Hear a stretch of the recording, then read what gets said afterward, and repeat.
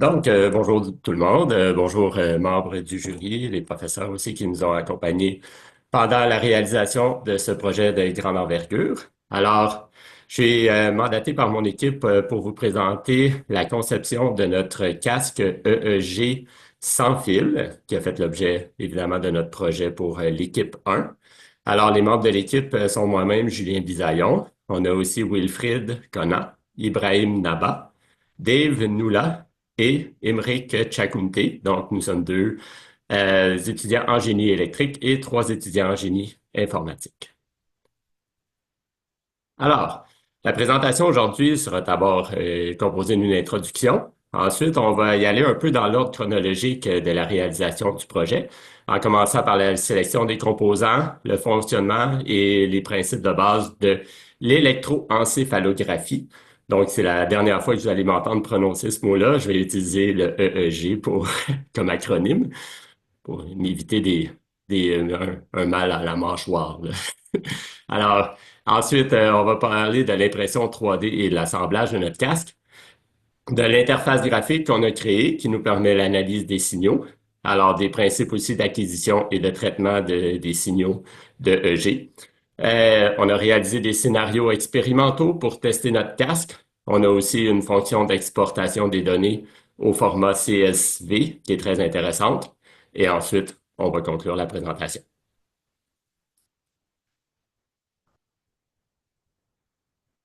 Oups.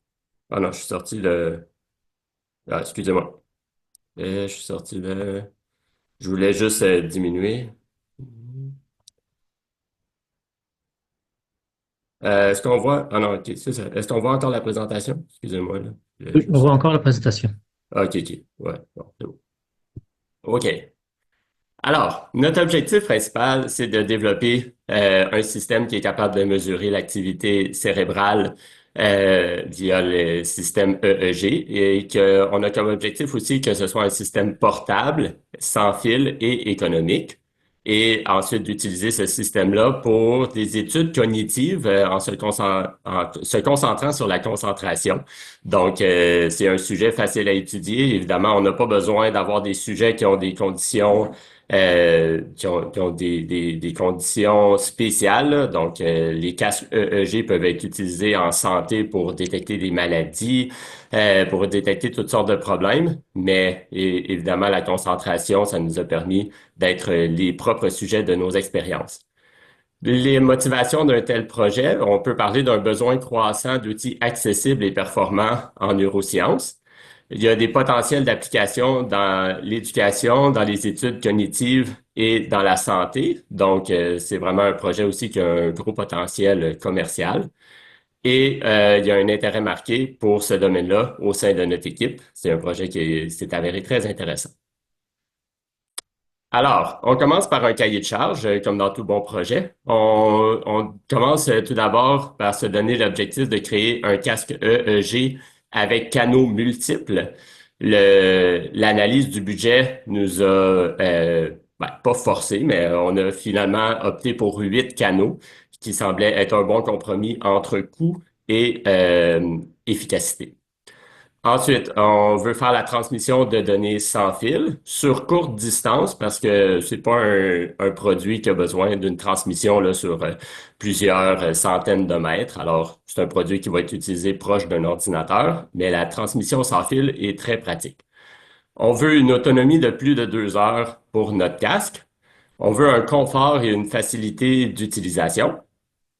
On se fixe un budget de moins de 1 000 $ et on se donne aussi comme objectif d'avoir une interface graphique dédiée pour analyser les signaux. Ensuite, on passe justement à la sélection des composants. Alors, notre projet est basé sur le modèle Ultra Cortex Mark III d'une compagnie open source qui s'appelle OpenBCI. Et on a la carte justement à 8 canaux qui est montrée ici sur la photo en haut. On a justement la carte Citon, le casque, dans le fond, le modèle Ultra Cortex, c'est surtout la structure du casque. La carte d'acquisition Citon, c'est la carte la carte PCB. Ensuite, on a un récepteur Bluetooth et des batteries lithium-ion de 530 milliampères-heure, alors pour assurer l'autonomie. On a besoin d'électrodes sans gel et avec gel. Donc, il y a les deux types d'électrodes. Les électrodes, le gel permet une meilleure conduction des signaux électromagnétiques. Et on a des électrodes de référence à pince qui vont sur le lobe de l'oreille du sujet. On a aussi des ressorts, des vis et du câblage. Et l'interface graphique, on peut même dire que c'est un composant du projet à part entière. Quel est le principe de fonctionnement d'un casque EEG comme celui qu'on a réalisé? Donc, on fait l'acquisition des signaux avec les électrodes. Ensuite, les électrodes sont connectées directement à la carte OpenBCI. Et sur cette carte-là, on a un amplificateur ADS 1299 qui réalise la conversion analogue vers digital et qui réalise aussi un filtrage. C'est un amplificateur spécialisé biomédical avec un très bas niveau de bruit. Ensuite, on fait la transmission par Bluetooth vers un récepteur qui est connecté à un ordinateur. On fait l'analyse spectrale et temporelle du signal et ensuite l'interface permet à l'utilisateur de voir les résultats. Il y a deux principes fondamentaux que je voulais vous présenter qui sont vraiment importants à comprendre quand on s'attaque à un projet comme celui-là. Alors, le positionnement des électrodes, on ne met pas les électrodes n'importe où sur le sujet. Donc, en suivant le système 10-20, qui est un système de positionnement très largement utilisé dans le domaine, c'est avec des mesures là, entre le nez et le derrière de la tête. Alors, les électrodes vont bien couvrir les différentes parties du cerveau. Et on sait que la partie droite du cerveau contrôle le côté gauche du corps et vice-versa. Il faut aussi savoir un peu quels sont les signaux qu'on s'attend à récolter, donc les signaux qu'on va analyser. Les fréquences et les amplitudes des ondes EEG se situent dans un spectre de fréquences, dans le fond, de basse fréquence. Et plus on est dans un état de sommeil, plus les fréquences sont basses. Alors ici, on voit les deltas. Les ondes delta, c'est pour des fréquences inférieures à 4 Hertz. Et plus on monte, plus on est dans un état d'éveil ou d'excitation, et plus notre cerveau émet des ondes à haute fréquence, mais ça reste dans un spectre quand même de fréquences assez basses. Alors, notre projet ensuite, la prochaine étape, c'est l'impression 3D de notre casque. Alors, ça nous a demandé beaucoup de temps. On a imprimé plus de 50 pièces. Certaines y ont pris jusqu'à 14 heures et dans laquelle il a fallu bien ajuster là, les supports. Donc, ici, les parties que vous voyez en dessous du modèle de casque vont être retirées, mais il fallait qu'elles soient là pour l'impression, pour tenir la pièce et l'empêcher de s'écrouler. Alors, il a fallu faire ça avec les logiciels d'impression 3D. Ensuite, il fallait bien régler la vitesse et la température d'impression pour obtenir un bon résultat. Et il a même fallu corriger quelques erreurs de l'imprimante avec la bonne vieille méthode de la colle. Ensuite, on passe à l'assemblage. Donc, il fallait retirer les supports d'impression, souder les deux parties du casque. Alors, vous voyez la partie blanche, la partie grise. Alors, ces deux parties-là ont été imprimées indépendamment. Ensuite, il fallait assembler chaque électrode. Les supports des électrodes sont composés bon, d'une pièce de support, d'un ressort, d'une vis. Alors, il fallait tout mettre ça ensemble, connecter le fil à l'électrode et s'assurer que la connexion était bien efficace. Ensuite, on connecte la carte Citon au moyen de la bobine de fil multicolore et on ajuste les électrodes. Ici, on voit que les parties des électrodes là, peuvent être vissées, donc on peut les rapprocher ou les éloigner de la tête du sujet. Ça permet un ajustement adéquat. On va le voir aussi dans une vidéo tantôt. Alors, ici, on a le prototype final. Je ne sais pas pourquoi il y a deux photos, là, mais ici, si on regarde la photo à droite, on voit vraiment le produit. assemblée avec les fils, les supports d'électrodes et la carte d'acquisition. Maintenant, on passe à l'interface graphique. Cette interface-là a été créée surtout par justement les ingénieurs informaticiens de notre équipe. Alors, ils ont fait vraiment une interface graphique qui permet une analyse approfondie des signaux et qui permet de bien comprendre qu'est-ce qui se passe dans les différents scénarios expérimentaux que je vais vous présenter. Alors, il y a les trois graphiques ici. On a une analyse temporelle, donc le time domain. On a une analyse de distribution spectrale de puissance, qui est le graphique en bas à gauche. Et ensuite, on divise les bandes fréquentielles pour les ramener en delta, theta, alpha, bêta et gamma, qui sont les bandes de fréquence que je vous ai présentées tantôt dans les principes fondamentaux. On a des options à gauche ici qui permettent de choisir les canaux qu'on veut étudier. Par exemple, on peut étudier juste le côté droit de la tête, on peut étudier juste le côté gauche, l'avant, l'arrière. Alors, ça, ici, on a les quelques bouts de code principaux qui nous permettent de faire une acquisition et le traitement de nos signaux EEG. Alors ici, les fonctions de départ permettent une connexion à la carte d'acquisition. Ensuite, on a des filtres. Donc, évidemment, vu que les ondes EEG sont entre environ 0 et 0,1 et 100 Hertz, on a mis un filtre pour limiter les acquisitions à ces fréquences-là, éliminer les bruits de haute fréquence. Et aussi, on a un filtre qui filtre précisément la fréquence de 60 Hertz parce que, évidemment, le réseau électrique produit un bruit à cette fréquence-là. Donc, le système est tellement sensible qu'il faut filtrer cette fréquence.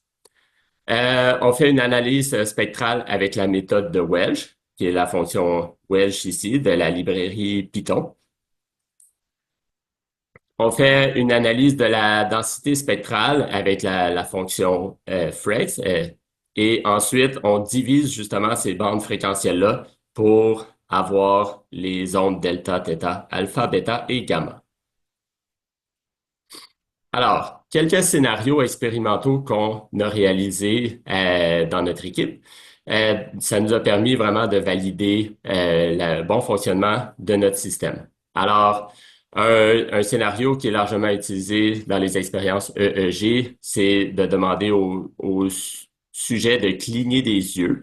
Donc, ça permet, dans le fond, de voir un peu la réaction du système au mouvement physique.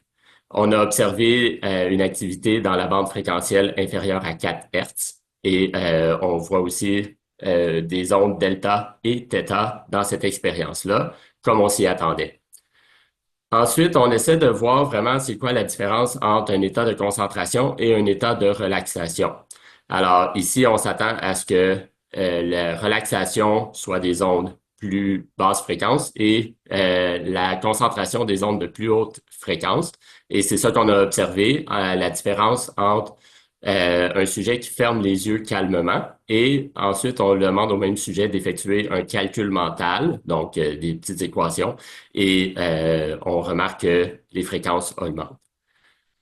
Il y a aussi la réponse motrice. Donc, tantôt, je vous ai parlé du contrôle avec le côté droit, le côté gauche de chaque côté de notre corps.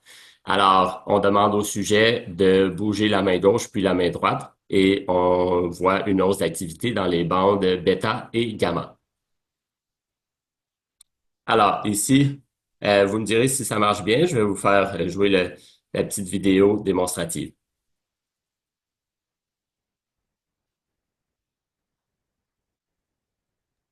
Est-ce qu'il doit y avoir du son?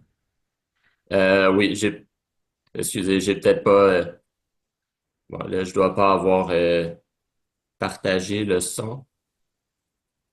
Donc, je vais vous expliquer un peu pendant qu'elle joue, là. Donc, c'est ça, on voit que le sujet porte le casque et qu'on a fait l'ajustement des électrodes pour s'assurer que le contact est bon.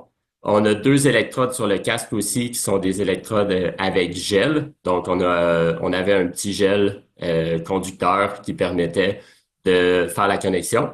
Ce qu'on vient de voir, c'est les électrodes d'oreille. Ça sert d'électrodes de référence pour le casque. Ici, on voit l'acquisition avec l'interface graphique. Alors, on voit déjà que le sujet est en état d'éveil avec les ondes de delta, les ondes de plus haute fréquence.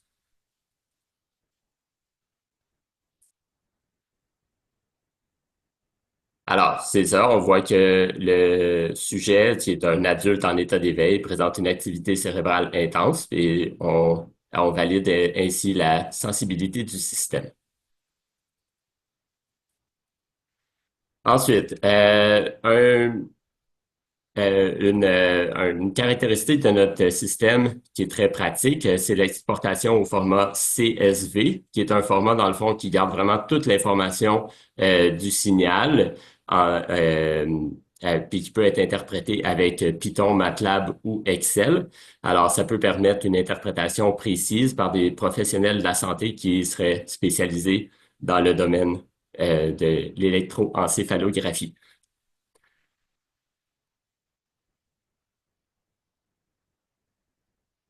Alors, en conclusion, on peut dire que notre projet a démontré que le casque que j'ai réalisé permet une acquisition fiable, un filtrage efficace et une analyse claire des signaux cérébraux. On remarque une détection précise des ondes cérébrales lors des essais réalisés. On offre aussi la possibilité d'une analyse avancée. Et donc, l'interface graphique, la réalisation du casque, tout ça faisait partie du cahier de charge et a été réalisé par l'équipe et on est bien fiers du résultat final de notre projet. Ce résultat final a été vraiment été possible grâce à un bon travail d'équipe, une communication toujours adéquate entre les membres et un partage des tâches efficaces selon l'expertise des membres de l'équipe. On peut dire que notre cahier de charge que je vous ai présenté au début a été complété et que notre prototype constitue une base solide pour des applications en recherche cognitive ou en santé connectée. Donc, il y a de plus en plus d'applications où les gens veulent connaître, on sait les montres intelligentes, on veut connaître notre rythme cardiaque, on veut connaître la qualité de notre sommeil. Alors, il y a de plus en plus de données qui sont accumulées et notre casque s'inscrit vraiment dans cette tendance. Alors, on remercie nos enseignants, on remercie l'équipe du laboratoire aussi qui nous a toujours été vraiment là pour nous appuyer, l'Université du Québec en Outaouais et tous ceux qui nous ont aidés de près et de loin à réaliser notre projet. Alors, il nous fera plaisir de répondre à vos questions après la présentation. Et ici, voici les principales références utilisées dans cette présentation. Alors, merci. Est-ce que dans mon équipe, est-ce qu'il y a quelqu'un qui voudrait rajouter un petit commentaire ou un petit détail important? Euh, oui, moi je peux juste ajouter le fait que il y a plusieurs vidéos concernant tout ce qu'on a fait. On a juste décidé de mettre deux petites vidéos dans la présentation juste parce qu'on avait juste 15 minutes et puis ce sont des vidéos souvent de 2 minutes. Donc on pourra toujours les envoyer plus tard. Merci. Merci beaucoup, Julien. Merci à toute l'équipe. C'était une très belle présentation et merci beaucoup pour avoir respecté votre temps alloué. Donc, on passe à une période de questions. Et donc, on va commencer par les membres du jury externe. Donc, le professeur qui est plus loin, c'est Divita, donc le professeur à l'université Gustave Eiffel en France. Divita, est-ce que tu as une question?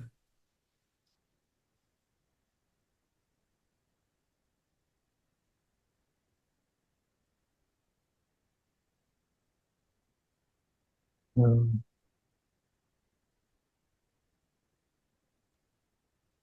Le microphone est fermé, je pense. Oui, elle vient juste d'ouvrir. Est-ce que c'est bon maintenant? Vous Oui, m'entendez? on entend. Oui, on entend. Et on vous a. Oui, bonjour. Alors, merci beaucoup. C'était un très beau travail. Bravo Merci. pour la réalisation notamment. Moi, j'ai quelques petites questions, notamment, il y a un moment donné où vous avez présenté, parce que les slides ne sont pas numérotés, il me semble. Du coup, c'était Ah, une première slide sur les principes de fonctionnement, où vous expliquez la signature temporelle des différentes phases oui, avec d'accord. Je alpha, bêta. vais, Je recommence le partage d'écran. Je crois que je l'avais arrêté. Non, non, on voit, On voit On le encore? voit OK, on voit encore parfait. la page référence. OK, donc Ouais. ici Ah, pour les principes de fonctionnement ici. oui, exactement, cette page-là. Alors moi, il me semble que vous parlez à chaque fois de fréquence, mais vos signaux me semblent pas très, enfin, me semblent plutôt être des signaux de nature temporelle avec une signature. Ce n'est pas très. Comment est-ce que vous faites, je dirais, l'approximation pour dire que c'est juste une question de fréquence et pas une question d'évolution plus complexe qu'uniquement la fréquence? Est-ce qu'il y a un membre de l'équipe qui veut répondre ou... Ben, moi, ce que je peux dire, c'est que dans toutes les références qu'on a consultées, l'analyse des signaux EEG se fait selon ces bandes fréquentielles-là. Alors, évidemment, à partir du signal temporel, on fait la FFT, dans le fond, là. On récolte un peu les fréquences qui composent notre signal temporel. Et c'est à partir de cette analyse fréquentielle du signal temporel qu'on classe ensuite nos ondes selon les fréquences qui sont illustrées ici. Ok, très bien. Ça veut dire qu'en fait, une analyse fréquentielle suffit pour Oui, classifier. oui, D'accord. mais c'est ça. L'analyse temporelle ensuite permet de voir en temps réel avec l'interface graphique. L'analyse temporelle nous donne une bonne idée. Là, on peut tout de suite voir est-ce que les électrodes sont bien connectées parce qu'on voit chaque canal. Alors, l'analyse temporelle a son utilité, mais l'analyse fréquentielle, c'est vraiment ce qui est utilisé dans le domaine. D'accord, très bien, merci. Du coup, si je continue un petit peu sur cette idée-là, vous avez parlé tout à l'heure que vous aviez un système d'échantillonnage, c'est-à-dire qui permet de convertir le signal analogique en numérique. Oui. Quelles sont les caractéristiques vous avez regardées et c'est des choses que vous avez considérées? Si c'était suffisant en termes de fréquence d'échantillonnage par rapport à ce que vous recherchez? Oui, c'est ça. Alors, ici, là, sur la carte, le module de convertisseur analogue digital, c'est le ADS 1299. Donc, c'est un module qui est vraiment spécialisé dans l'acquisition des signaux biomédicaux. Donc, on a regardé justement sa sensibilité au bruit, ou en fait le bruit qu'il produit lors de la conversion, puis c'est très faible. Il y a aussi un taux de rejet, là, le, le taux de rejet en mode commun, qui est vraiment, je pense, c'est 110 dB. Donc, ça permet une très bonne filtration. D'accord, très bien. Merci beaucoup. Merci à vous. Merci, David. Donc, je demanderai prochain membre du jury, Marc, du Cégep de l'Héritage. Bon, parfait. Merci beaucoup pour la présentation. J'aimais bien ce projet. J'ai juste une question au niveau, vous avez mentionné que dans le domaine médical, ça prend 10 à 20 canaux pour une analyse complète. Mais vous avez mentionné que votre système, c'est juste 8. Comment vous avez choisi les 8 sur la 20 qui étaient plus importants?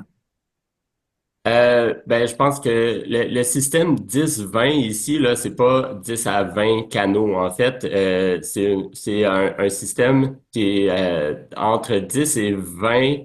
C'est des pourcentages des mesures qui sont effectuées sur la tête du sujet. Donc, les 8 canaux nous ont permis, ici, là, si on regarde voyons, le diagramme ici, nos électrodes sont sur O1, O2, P3, P4, ici F3, F4 et FP1, FP2. Donc, c'est cette couverture-là que le système nous permettait. Mais c'est ça, 10-20, c'est pas le nombre de canaux, mais c'est un système de mesure de distance entre les électrodes. Et les systèmes qu'on a vus, c'est sûr qu'il y en a qui vont on a vu des 64 canaux, on a vu des systèmes avec un très, très non, beaucoup, beaucoup d'électrodes pour l'acquisition des signaux. Alors, 8 canaux, c'est sûr que c'est un compromis, là, question budget.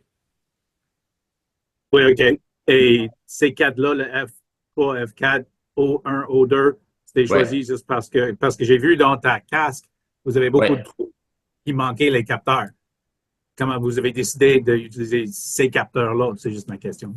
ouais. Par hasard. Donc, non, non, c'est pas par hasard. Le, les, la compagnie OpenBCI, dans son code open source, nous suggère ces emplacements-là Ah, pour le système à 8 canaux, alors que le système à 16 canaux pourrait occuper tous les autres emplacements. Donc, c'est les emplacements les plus propices là, à obtenir une bonne couverture avec un système à 8 canaux. OK. Parfait. C'est la suggestion de BCI ou la compagnie qui Et, fabrique et aussi, le si je système. peux ajouter quelque chose, et Oui. c'est en fonction de l'objectif, de notre objectif, c'est pour le domaine cognitif, en fait. Donc, avec les lectures qu'on a eu à faire, l'emplacement de ces électrodes à ces places-là nous permet généralement de recueillir ces informations-là sur le plan cognitif en fonction de notre intérêt principal sur ce sujet. Donc, c'est ce qui est Ça veut fait en dire ce le mouvement des bras.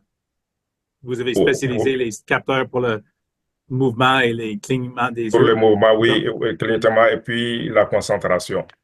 Ah, OK. Parfait. Oui. Merci. Très bien.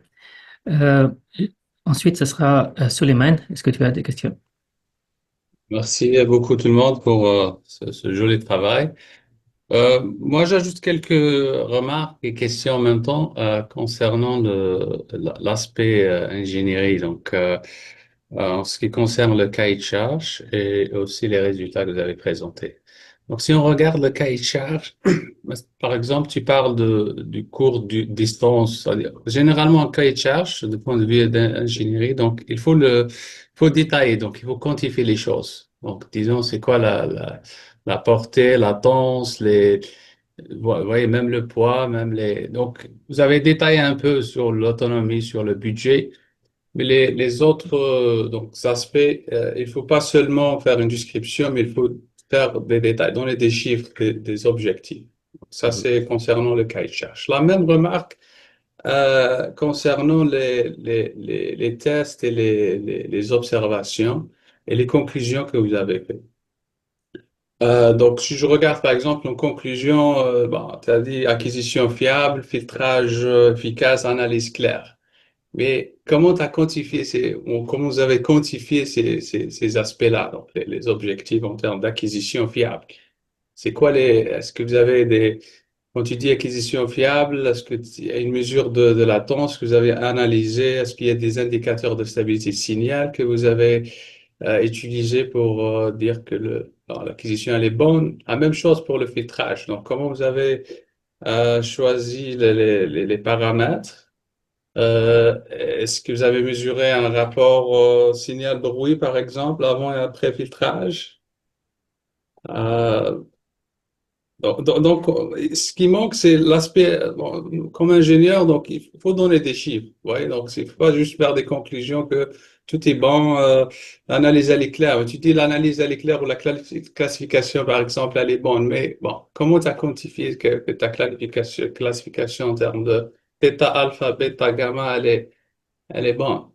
Comment on peut vérifier ça? Est-ce qu'il y a un indicateur ou euh, une méthode de classification par exemple, donc idéalement, on donne par exemple un taux, on dit que, bon, parce que le système n'est jamais parfait. Bon, on dit par exemple, mon système, bon, il donne un taux de classification de 80%, par exemple. Donc, il donne des résultats. Donc, 80%, il classifie bien les signaux, mais il reste toujours une marge d'erreur. Donc, est-ce que vous avez des commentaires sur ces aspects-là? Je sais pas si quelqu'un dans l'équipe. Moi, j'ai pas. Est-ce que monsieur, vous pouvez répéter, s'il vous plaît, la question? Comme vous avez dit. Ma question, c'est comment vous avez quantifié les résultats? Donc, est-ce qu'il y a des indicateurs pour quantifier les trois? Bon, vous avez mentionné trois conclusions, trois objectifs, acquisition fiable, et filtrage efficace et analyse claire. Comment on peut quantifier est-ce que vous avez pensé à quantifier ces... les résultats. Très important pour un Euh, ingénieur. ouais, c'est vrai. Mais d'abord, je sais que pour quantifier les résultats, on a d'abord filtré les signaux, voilà, de façon brute, pour supprimer les bruits et puis isoler un peu les composants. Voilà. Ensuite, on a utilisé. Filtrer, il y a des indicateurs pour voir, pour dire que le filtre il est bon. Comment vous avez choisi les paramètres de votre filtre? C'est en fonction de la documentation, je pense, en fonction de ce qui est la plage qui doit être acceptée. Donc, ce qu'on a fait, on a utilisé la méthode Welch pour estimer la densité spectrale au niveau du PSD. Voilà.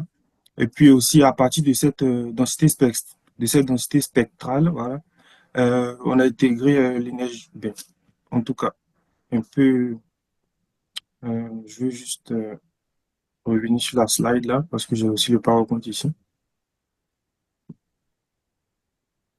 Voilà.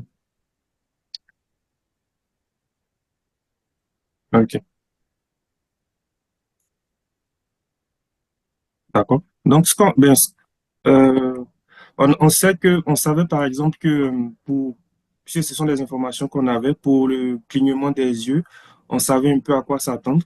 Donc, puisqu'on avait déjà fait toutes les fonctions dans le code Python, on a juste testé pour être sûr que ce qui était théoriquement demandé, on pouvait les observer de façon pratique. Voilà. Je pense que c'est un peu ce que je réponds.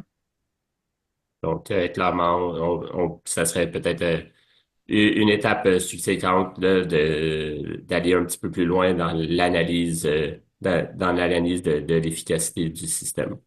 C'est ça. Parce que alpha, par exemple, c'est ça, on sait par exemple les ondes alpha, leur rôle pour le repos, les ondes bêta pour la concentration. Donc, c'est en fonction de tout ça que on a juste déduit les résultats qu'on a eus quand on observait sur le graphe. Voilà. Voilà, et puis quand on écrivait aussi le code, puisque on a toutes ces informations ont été médicales, ce sont des informations qu'on a découvertes, comme pourquoi est-ce que on doit prendre cette plage-là pour alpha, pour bêta, pour gamma. Et puis, juste au niveau de l'implémentation, on a fait que implémenter ces valeurs-là.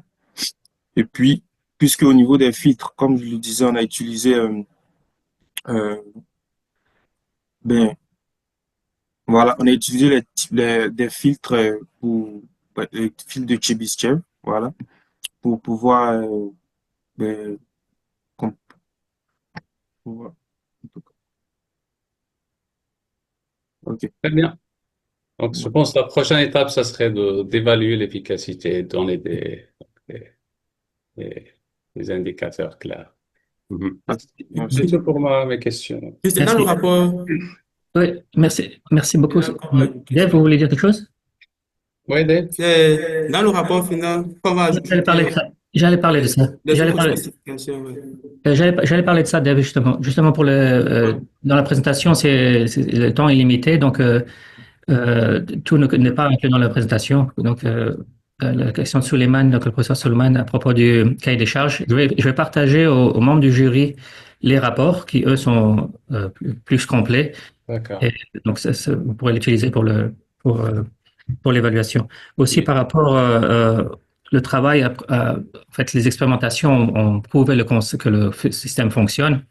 Mais pour aller plus loin, on a besoin de faire des collaborations avec un centre médical ou avec d'autres professeurs, enfin, pour faire des tests plus poussés, voire des tests plus poussés dans l'efficacité. Donc, je compte continuer sur ce travail qui a été fait. C'est un excellent travail qui a été fait par ce groupe.